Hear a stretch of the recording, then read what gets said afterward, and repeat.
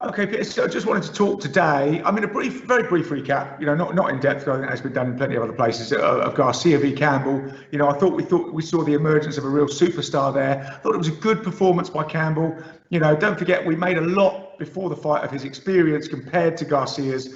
And Garcia came in very heavy-handed, but he's got the speed with that power.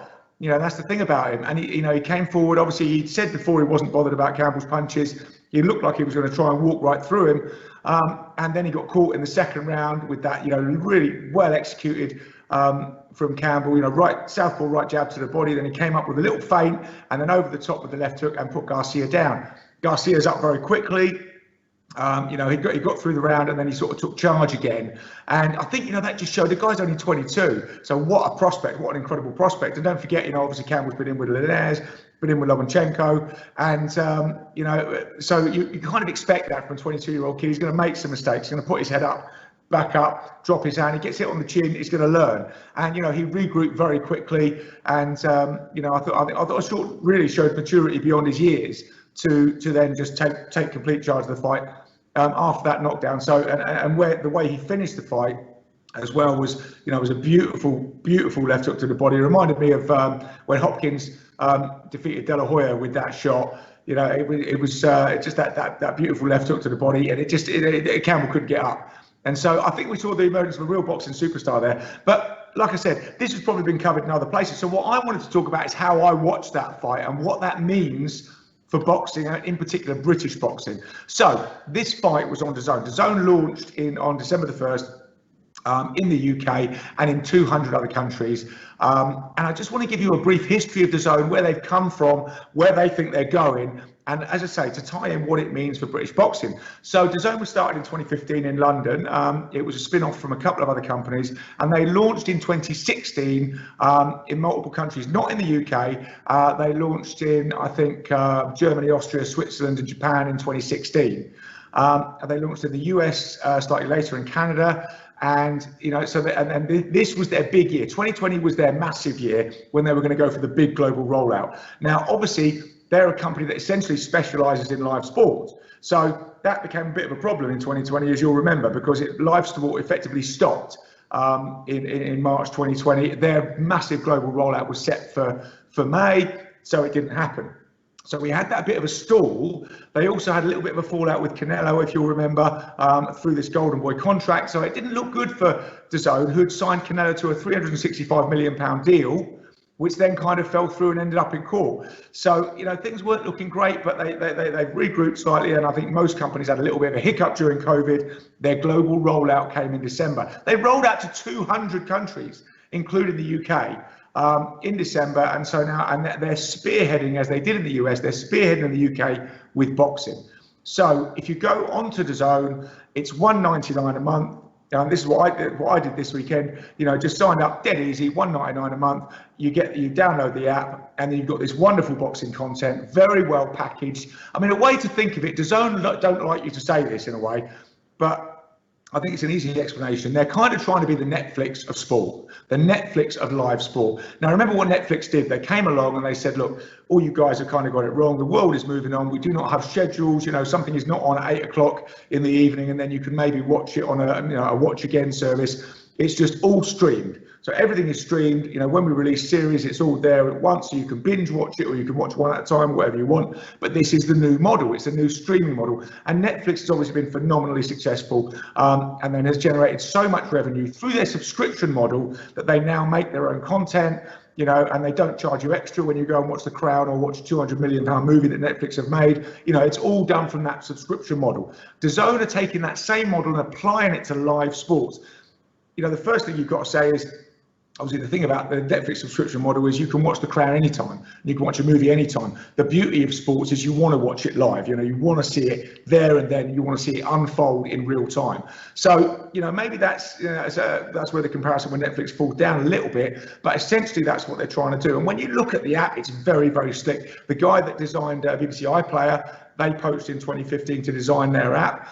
And I've got to say, the ease of use is fantastic. The content is brilliant. I had no problem watching the fight, flicking it up on the TV screen. And then after that, I had the packaged highlights, I had commentary, I had all sorts of different things that I could look at.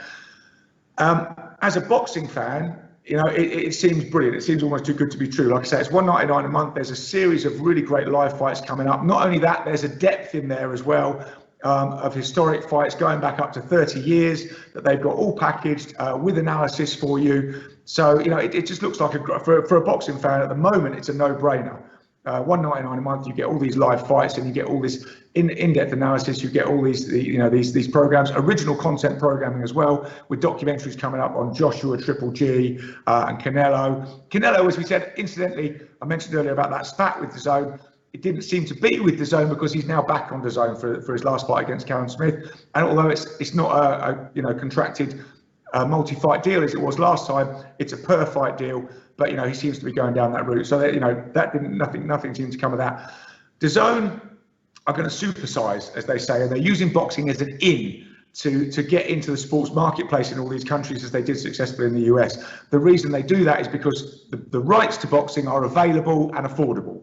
Obviously, if you want to buy the Premier League, which I'm sure is their ambition, you've got to wait for a while. It's tied up in massive contracts. You're talking big money, and you're talking years to get the nod on that. But if you look at what they've done, for example, in Germany, they have bought the Bundesliga in Germany. They've bought Series A in Italy. They've got in Japan. They've got Formula One. They call it supersizing. So they put this platform down. They're starting off with boxing because it's an easy in, as they say it, with a lot of dedicated fans. And then after that, you start to supersize, you build up your sporting portfolio, and you end up with this, you're the go-to place for sports, and you've got this wide subscription model. So at the moment, as I've already said, it looks absolutely brilliant. It's a fight fan's dream at the moment, going on there, flicking through all the stuff you can get for this really paltry sum. So it's gonna really sort of shake up boxing, I think, in this country. And then you look as well at what happened in America. One of the ways they got into America was they signed Matchroom USA. So Eddie got a $1 billion deal with DAZN. It's an initial 2-year deal, and if it goes on for the 6-year extension, which is in the contract after that, the deal will be $1 billion, which is boxing's first ever $1 billion deal. We always seem to mention Eddie every week on here about something he's done, but that's notable to see that level of money and that level of investment and that level of forward thinking is coming into it. So that is going to be interesting as well, how that's going to play out in the UK when Eddie, who is very in bed with Sky and has done that through leveraging the whole Matchroom panoply of sports that they run through Sky, how that's going to clash when DAZN really want to sort of open up and own boxing in the UK. The other thing to compare with Sky is we've obviously traditionally gone for the pay-per-view model over here. So when I watched Pulev Joshua last week, I had to pay £25 on Sky. And the content and everything else, I would say wasn't up to the standard of DAZN that they came in with this week. So, but you can see where your money's going when you pay that 25 quid, as we said before, on the pay-per-view model. 50% goes to the broadcaster, 50% goes to the promoter. When you're selling 100 million buys or something like the big fights are, you can see how these massive purses are generated. How DAZN are going to match those massive purses and keep these massive fights, with this great portfolio they've got coming up, when you're asking $199 a month. I mean, you've got to cast a very wide net. And as we've already talked about the Netflix model, Netflix, obviously don't charge for different content. It's just a subscription model. That's what DAZN say they're going to do at the moment, but where that's going to go, I don't know, because they have to cast that net hugely wide to generate the money to pay for particularly the big fights, or will they sit with a kind of sub model, which I can't see. With DAZN's ambitions seem almost unmatched. I can't see them sitting underneath Sky and saying, Sky, you pay-per-view on the big fights and we'll have everything else, the sort of, the Championship League, if you like, and you have the Premiership. I can't see them doing that in boxing. So how it's going to play out, how the pricing model is going to play out, it's undoubtedly going to go up from $199 a month. But at the moment, I think it's fantastic. I think it's going to be a revolution and an innovation in boxing to bring this streaming service through. It's a new way of watching boxing. They're packaging it very well. I'm quite excited about it. And I think it's a brilliant development in British boxing. I think maybe people haven't got their head round yet, as to how explosive and how revolutionary it's going to be. So, I would say have a look at DAZN, see what's on there. And, what I hope is that people can look at this as a boxing fan and you can say, this is brilliant. I'm not getting ripped off. I feel I'm getting, intense value for money. As a fan, this is great because I've got depth. I haven't just got, they're not just showing me the fight and then the fight goes. They've shown me the fight, they're showing me the build-up, they're showing me the programs, they're introducing me to the fighters. They're expanding on, what we used to have with the gloves are off and all those sort of things, where you're actually getting to know the fighters and looking at their training and looking at talking to their trainers, looking at their camp, getting to know them and everything else. So they're taking all these innovations and really packaging them up, making them very accessible for fans. So as a fan now, I think it's a great innovation. Where it's going to go, I hope it's going to carry on in that vein, and I hope it kind of raises the standards that everybody has to come up to. Everybody has to think this is now where you need to be at to get the boxing fan, and this is the price point you need to be at to get the boxing fan, and this is what you expect, and this is what fight fans deserve. So I'm really glad they're coming in and using boxing, to really get into the UK and get the fighting fan base. And I think it's great for British boxing, and I think it's great for boxing. How it develops, we'll have to see. They've got huge ambitions, but I must say, I'm very impressed at the moment, and long may it last.